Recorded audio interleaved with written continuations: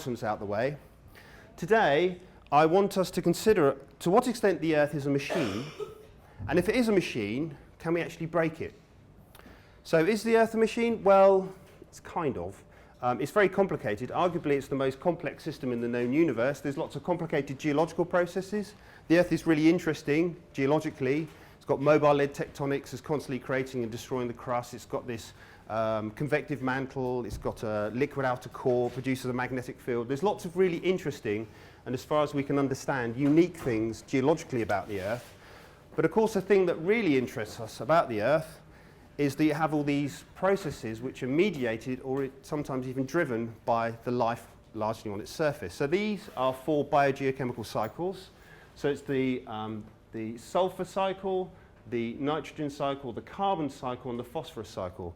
And there are tremendously complicated processes by which the material that makes your bodies come out of rocks.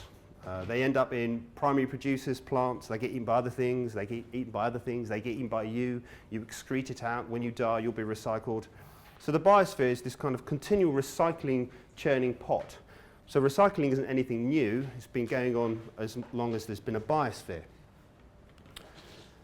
There's one particular biogeochemical cycle that I want to talk about in a little bit more detail, and that's the phosphorus cycle.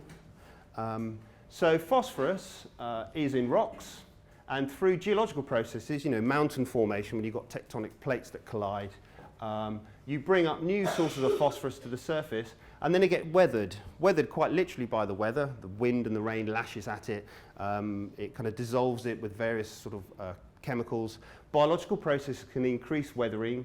Tree roots can go into rocks and mechanically break them up, and lichens can dissolve them with special biologically formed acids. And then that phosphorus ends up in watercourses, and then it'll end up in a primary producer such as a plant. That will get eaten by a rabbit. Either the rabbit will defecate or urinate or eventually decompose, and it ends up in the soil detritus. And there's these kind of big loops around this point. And then ultimately, phosphorus tends to end up in bodies of water, fresh water, where it may precipitate out into rocks, or it may flow from the lake into a river and then out into the sea. And again, it will precipitate out into rocks and then get subducted back inside the Earth. So it's this incredibly complicated process and these amazingly baroque loops and recycling processes. So earlier on in the module, I showed you this picture, which was meant to demonstrate the importance of non-linear effects. So what we're looking at here is the phosphorus input rate into a lake, into a body of fresh water.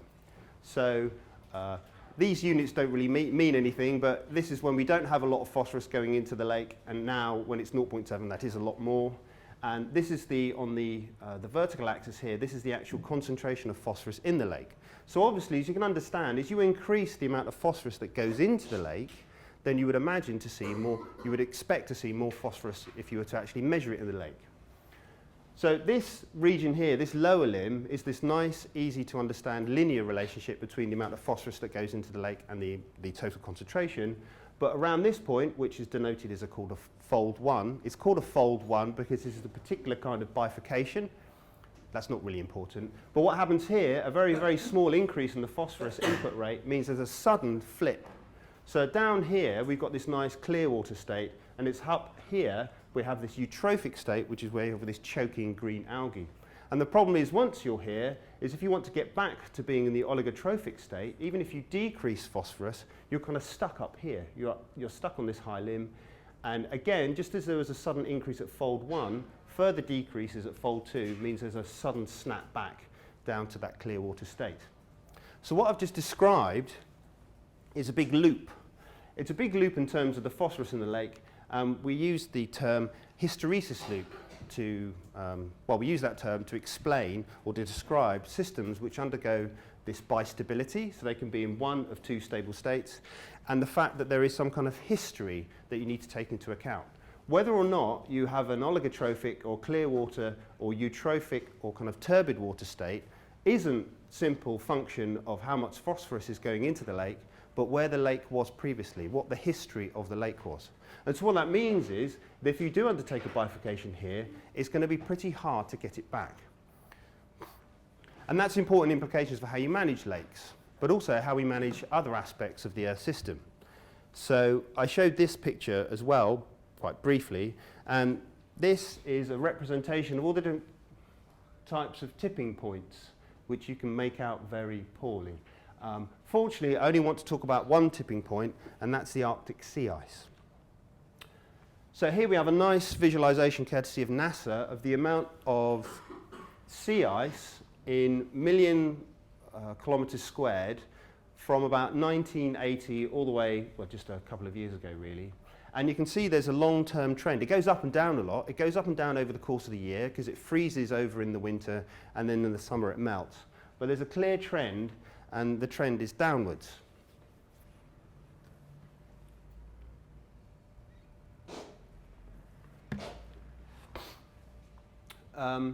So what's happening is, as the Arctic sea ice is melting, it's undertaking a classic positive feedback loop, because as the ice melts, it exposes dark seawater. It's much darker than the white ice, which is very reflective. And the dark seawater absorbs more of the energy from the sun, therefore it warms up. As the water gets warmer, it melts more ice. And therefore the ice retreats, and then more water, dark water, gets exposed, and it gets even warmer. So there's a kind of positive feedback process here, which means there can be a relatively rapid loss of the ice. There are other processes, other kind of positive feedback processes, which put the ice back on in the winter. And all things being equal, they kind of balance themselves out, at least when we're in interglacial cycle. But all things haven't been equal recently, because we're undertaking anthropogenic climate change, so it's getting warmer, and it's getting much warmer in northern or higher latitudes than the equator. And so we seem to be on course for having an ice-free Arctic in the summer.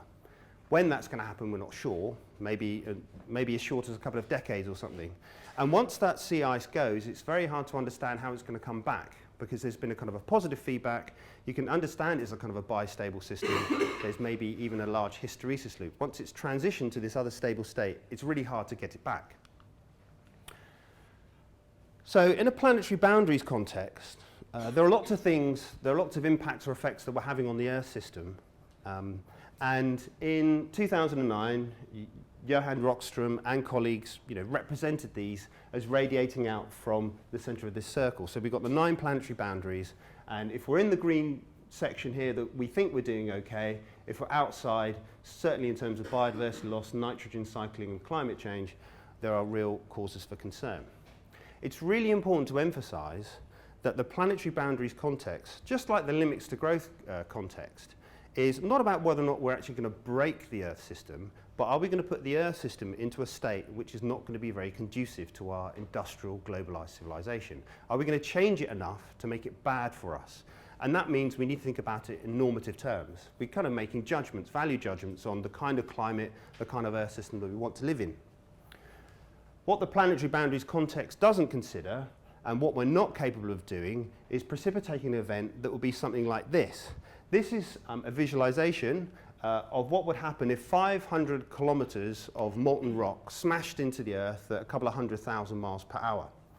So this event would actually not just destabilize the biosphere, but most probably completely sterilize it. It would, there'd obviously be instant vaporization anywhere around there, but the ablation of the crust and the amount of material that gets thrown up into the atmosphere, but most importantly, the amount of heat that would be generated when you have this massive body smashing into the Earth, means that even if you're on the other side of the Earth and you manage to avoid being completely obliterated, the oceans would most probably boil away and the atmosphere would be lost to space. In terms of the surface biosphere, it would be game over. And that's quite a depressing thought, but hopefully it won't be happening for a very long time yet. Now, in the context of that, climate change, anthropogenic climate change, seems quite trivial really, doesn't seem to be very important. So the video lecture I want you to look at this week is John Shepherd. So this is Professor John Shepherd from the National Oceanography Centre, who's going to talk about the scientific basis of climate change and what are our options in order to avoid dangerous climate change. So if you cast your minds back, I said that the international community had decided that 2 degrees Celsius of warming was safe. Anything beyond that was dangerous. And so John is going to talk about the scientific basis of how we can reach conclusions about we are affecting the climate, and then what kind of alternatives do we have, what kind of scenarios are in place for us to avoid something that we call dangerous climate change. I wanted to start off with climate change in terms of the particular details of the global challenge because it's a nice example of a systems dynamics mechanism. So you've got a stock, which is the amount of carbon dioxide in the Earth's atmosphere, and then you've got a source, which is us, anthropogenic emissions, and then a sink, which is the biota. Now, really the sink here is more likely the oceans, because the oceans are taking up a lot of the additional carbon dioxide in the Earth's atmosphere. It's one of the reasons why they are becoming increasingly acidic, but I thought a tree makes a nicer picture. And it's important to bear in mind that this is the kind of the anthropogenic or the human component in the carbon cycle, and there is a much, much larger natural carbon cycle. A lot of carbon comes out in the terms of outgassing of volatiles from volcanoes. So they spit out lots and lots of sulfur and carbon dioxide and other things. And eventually all that carbon dioxide gets taken down in natural sinks. And all things being equal, these very, very large emissions are balanced by the very, very large capacities of the sinks.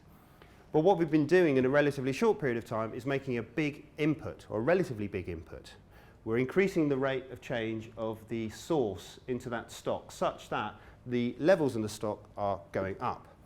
So whilst we've pretty much got a fixed outflow, people are talking about the red line being effectively business as usual without serious attempts to reduce carbon emissions.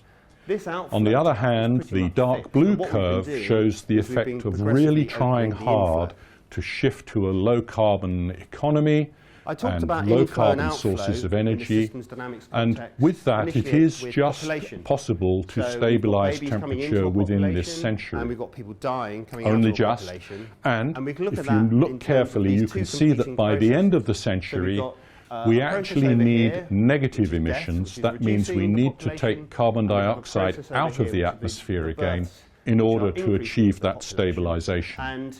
That is a new result and a very worrying result, because we don't actually know how to do that very well yet. Because this is the process. The temperature projections are shown on this graph here. As you can see, for that dark blue scenario, temperatures are stabilised at about plus 2 degrees compared to pre-industrial, because these are relative to the 0.8 degrees that has already happened. Climate change is another good example. Whereas for the red scenario, they have increased a lot. Through a complex system, because if you look at individual challenges such as energy or droughts or biodiversity or food, etc., then you can see that the change in the amount of carbon dioxide in the Earth's atmosphere, the change in climate, is going to affect them all in a range of different ways. So on Friday I want to think about that, so we'll do some seminar activities, we'll do some group work. But right now I want to begin to explore some of the interactions between these individual elements. So how would energy security, or the global challenge of energy security, begin to affect biodiversity? So this is a bit of a caricature, or a cartoon if you like. There are some places in the world that produce oil, fossilized carbon. They pump it out from the ground, and what we do in the United Kingdom is we give them some money in exchange for that oil, and then we burn that oil, and in burning the oil we release the carbon dioxide that's been locked away for millions of years and therefore affect the stock of CO2 in the atmosphere. Now, there are some plants, this is an oil palm that grows in the tropics, in particular Southeast Asia, and it grows very, very quickly. And when it grows, it sucks down a lot of carbon dioxide. So what they do is, after that's finished growing, they cut it down and then they convert it into vegetable oil. So then what we can do is, rather than give our money to the oil-producing nations of the Middle East, we give our money to the palm oil producers of Southeast Asia, and then when we burn that, when we make it into biofuels for our cars, say for example, the carbon dioxide that gets emitted was in the Earth's atmosphere anyway, so it's what is called a carbon neutral biofuel. Obviously you've got costs incurred in moving it around, but biofuels were, and still are, considered to be an important component in how we can transition away from energy sources which will be affecting our environment. So later on in the module, Gail Taylor will be talking about biofuels, the so-called naughty first-generation biofuels that I'm just about to talk about, and the second-generation biofuels, the use of other kind of plants more efficient use of plants to try and meet both our food and our energy needs. Right now, I want to talk about some of the consequences of the promotion of biofuels, in particular in Europe, has had on tropical rainforests in Southeast Asia. So, if any of you have been to Southeast Asia, you may have been expecting these magnificent forests that stretch on for miles and miles. And what you will often see is this, massive plantations of monoculture. These are palm oil plantations in Indonesia. And the promotion of biofuels has been an important contributory factor into deforestation in Indonesia because they've been chopping down rainforests and planting oil palm plantations instead. To give that number a bit of context, that's twice the surface area of Wales. So these are the biodiversity hotspots in the world, and associated with that deforestation has been a significant reduction in the number of species. So extinction rates are going up, more species are becoming threatened. So this is the Sumatran Orangutan. So in the 8-year period, in the wild, its numbers decreased by 50%, and by the middle of this century, there's going to be very few of them left. This species is making this steady march towards extinction in the wild. Now, you may think that this is a kind of price we need to pay in order to fix one of these global challenges. How can we transition away from fossil fuels? And so you've got to crack a few eggs if you want to make an omelette, right? But even in that context, even in avoiding anthropogenic emissions, most of the oil palm plantations have been something of a spectacular failure because the rainforests, as you most probably know, hold millions and millions of tons of carbon in the tissues of the trees. And if all you're interested is in growing palm oil and you just want to get that forest out of the way, then typically what happens, or very often what happens, they'll chop down that forest and they'll just burn it. They'll just get it out of the way, and that releases a tremendous amount of carbon dioxide. So a study in 2008 concluded that depending on how the land is cleared, you will produce 420 times more carbon dioxide than the annual emission reductions by switching from fossil fuels to biofuels. So you would have to run this palm oil producing system for centuries before you even break even. And one of the things that John is going to talk about is that we don't have centuries to make radical changes to our current outputs of greenhouse gases. We do have literally decades. And so in terms of biodiversity and also in terms of climate change, these policies have been a complete disaster. Now, environmentally conscious drivers in Europe who promoted tax breaks, who supported tax breaks which promoted the production of palm oil and therefore increasing amounts of biofuel, didn't want people to chop down their rainforests and grow palm oil instead, but it was a kind of inadvertent consequence of them not really thinking through what the implications or the consequences of their actions would be. And I've got another example based in Indonesia, and again on deforestation. So this is a recent paper from the journal Science, just last year. The paper is a big synthesis of GIS data, so data from satellites, and you can look down on the Earth from a satellite and you can see how much forest there is or what kind of land type there are. So increasing amounts of data we're getting from satellites, and then these people did a big kind of meta-analysis and they could come up with numbers of amount of deforestation or particular kind of land cover.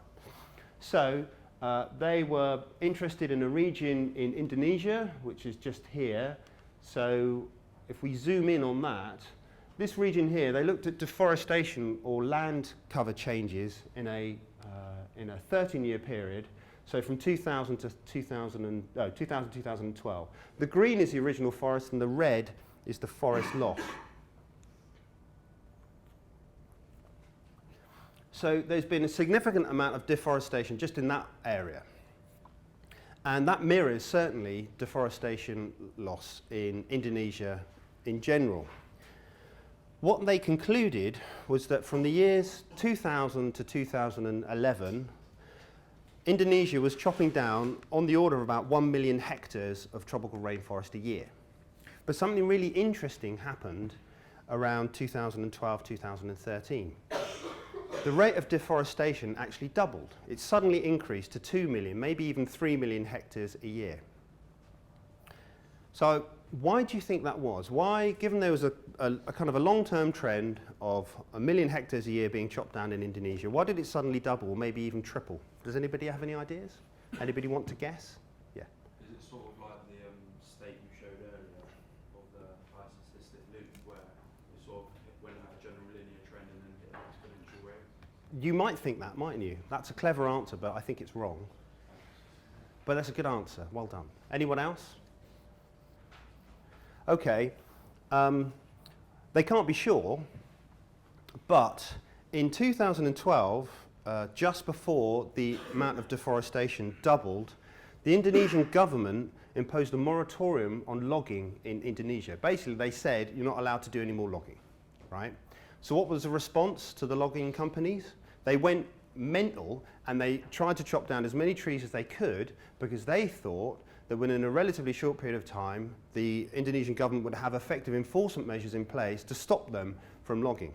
So there was a policy input, and the policy was that they want to decrease the rate of deforestation. But in the absence of any effective enforcement, and maybe a myriad of other factors as well, the net result was there was a doubling in the amount of rainforest that was chopped down. So I think the various ministries in Indonesia worked in good faith. They wanted to make a genuine reduction in the amount of deforestation that was happening in their country, but the net result was a disaster, really. It was not just a maintenance of the status quo, but a doubling of the rates of deforestation. So that's another example of this kind of unintended consequence. When you don't think through the consequences of your actions, you're taking a far too narrow perspective. Now, when it comes to unintended consequences, I think this is a poster species for the concept. And I'll introduce this toad like this. This is the story of sugarcane. So sugarcane is really nice. Sugarcane produces sugar, and we all like sugar, and sugarcane is a very, very valuable commercial crop. You can make a lot of money if you grow sugarcane. Sugarcane, the various species that we use to grow sugarcane are indigenous to Southeast Asia, but in the 1920s, or at least the start of the 20th century, they were introduced into northeastern Australia because the conditions in, let's say, Queensland and stuff like that are very similar to the other regions where they grow sugarcane. So they thought, well, it works there. We'll stop growing wheat or other kind of crops. We'll grow a crop which is more suitable to a tropical climate, and we'll make lots of money. And so they started to grow lots of sugarcane. This was tremendously good news for a beetle that's indigenous to that region that came to be known as the sugarcane beetle, because the sugarcane beetle loved to eat sugarcane. In particular, the larvae, the kind of little wriggly grubs, ate the roots of the sugarcane and completely destroyed, devastated large amounts of the sugarcane crops. And so the people who wanted to make money with sugarcane were left with a bunch of rotting sugarcane. And so they weren't making any money and they weren't very happy. Fortunately, or so they thought, help was at hand in the form of a toad. Now this toad is indigenous to Central and South America, but this toad had been introduced into other places in Southeast Asia because they'd used it as pest control. The kind of the parasites, the insects that were eating the sugarcane in Southeast Asia were being eaten by the cane toad, as it came to be known. And so what they did, they introduced this toad into the sugarcane plantations with the idea being that the toad would eat the beetles would stop eating the sugarcane, and then everything would go back to how it was, or at least how they wanted it to be. Unfortunately, things didn't go to plan. This is a photograph taken in Australia, and it shows a cane toad. There's his leg, and it shows a python, and both these animals are dead. The cane toad is dead because it's been constricted by the python. The python has killed it and then wants to eat it. But the python is dead is because, I don't know if you can make out here, there's this kind of large sort of sac, large gland behind the neck of the cane toad, and that, when the cane toad is scared or threatened, produces a very powerful toxin. And in relatively short time, it killed that python. So the python would have bitten it to grab it, would have thrown its loop around it, constricted it, and by the time it did that, it was on its way out. It's dead. So both animals are dead. Unfortunately, none of the animals that would normally predate upon cane toads had ever seen a cane toad before, had ever experienced cane toad toxins, and so they'd never evolved any defenses against it. And there are really no known predators of cane toads at the moment in Australia. So what that means is, whilst in other places in Southeast Asia there were species that would eat the cane toads and keep it to some kind of balance, so the stock of cane toads, the inflow of new little toadlets, would have been matched by the outflow, by things eating the cane toads, that went out of whack because there wasn't anything really eating the cane toads. The only thing that was stopping cane toads increasing exponentially was the fact that they were dying of natural causes. So, in 1945, the black region here is the distribution of cane toads in Australia. And we can see how it changed over the following decades.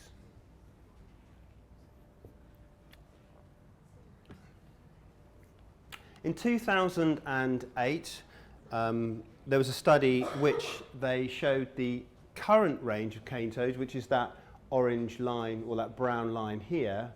And based on habitat preferences and other kind of factors, it was a kind of a correlative modelling exercise. They predict that the final extent of cane toads will be this green region here. Pretty much anywhere the cane toad can live, it's going to end up living. So in 1935, there were 100 cane toads in Australia. In 2010, there were over 200 million. And that number must have increased significantly. So this was a bit of a disaster. It was a disaster in terms of the cane sugar producers. They're not getting what they wanted from cane toads. And it's also a disaster in terms of the indigenous wildlife and biodiversity in Australia. And so the Australian government tried to do something about it. So earlier certainly around the turn of the century, from 2000 to about 2008, and maybe continuing, but I haven't checked the numbers, the Australian government was spending on the order of $1 million Australian dollars a year in programs to try and control and manage cane toad populations. And I think it's fair to say that they've failed completely. They haven't been able to control the populations of cane toads.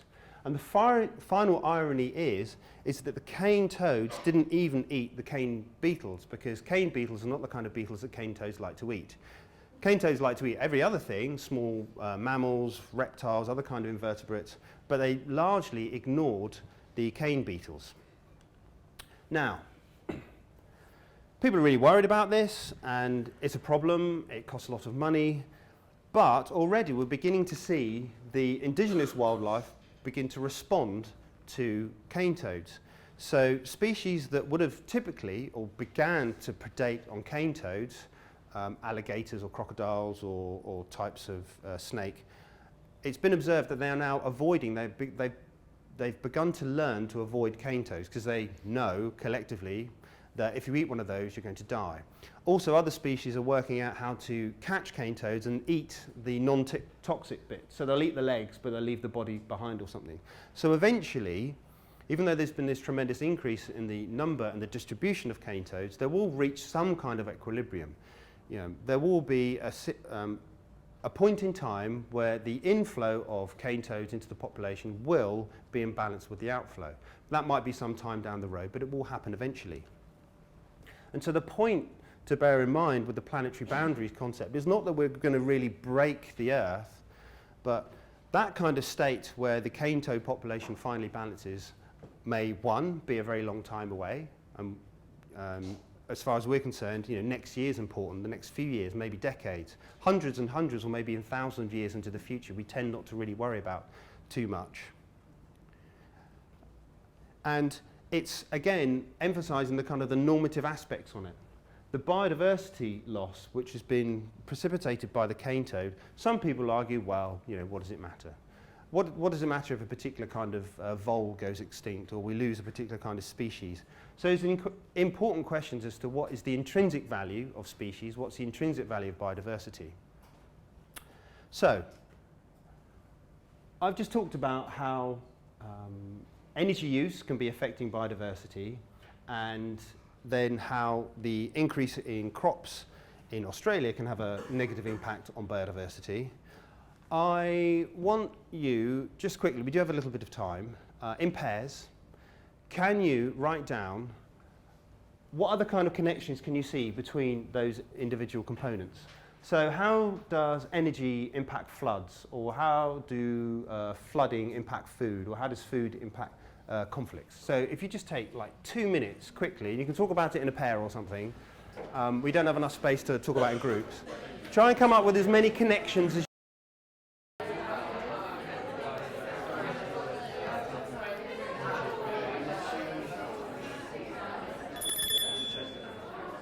works.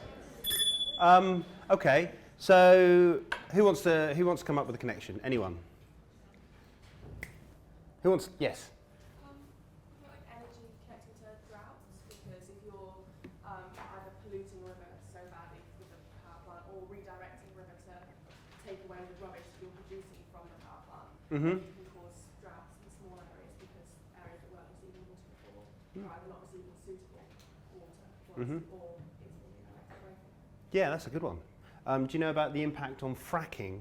So fracking, fracking apart rock formations to get gas and oil, that consumes a lot of water. So there are some places, in particular the United States, where there seems to be a conflict between the water that people need or agricultural needs and the water that fracking activities need.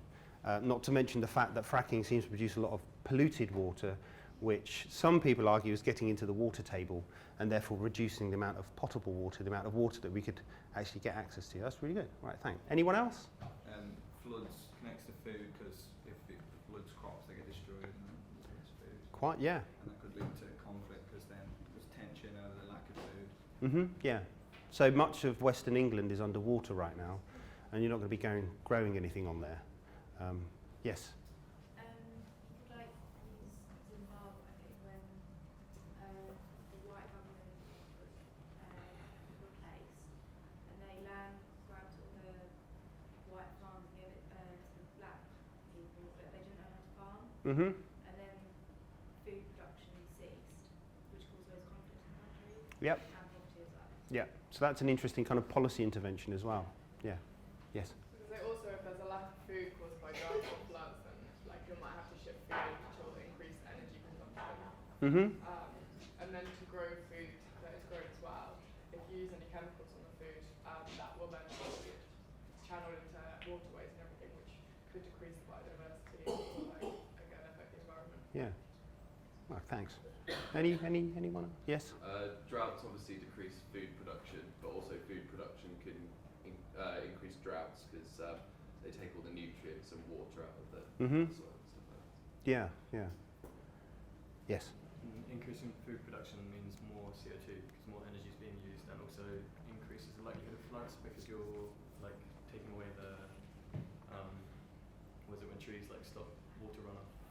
Oh, the hydrological cycles.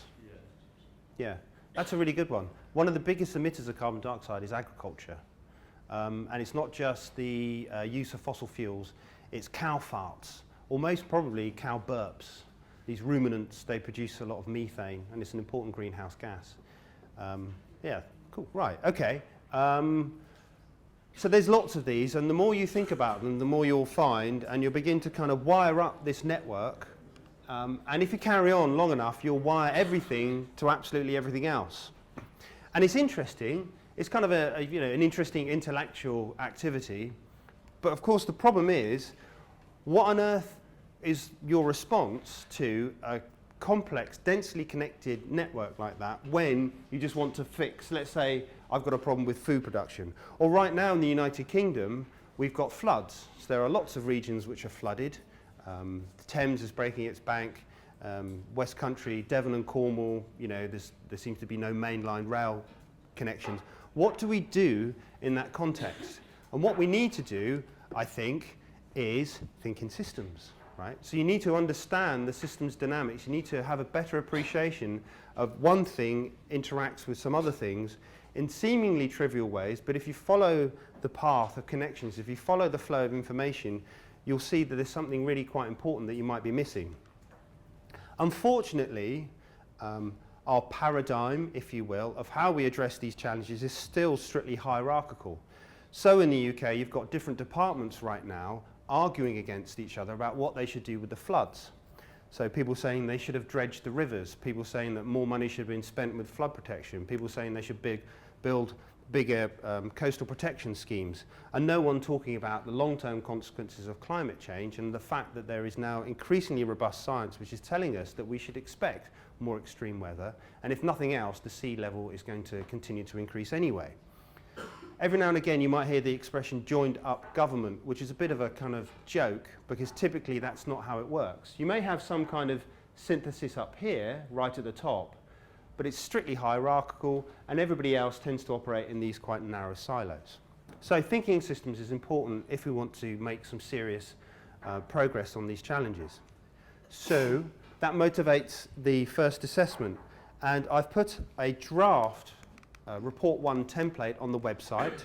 So this is worth 25 marks and it will well, there are 25 marks available for this assessment and it will count towards 25% of your total module mark.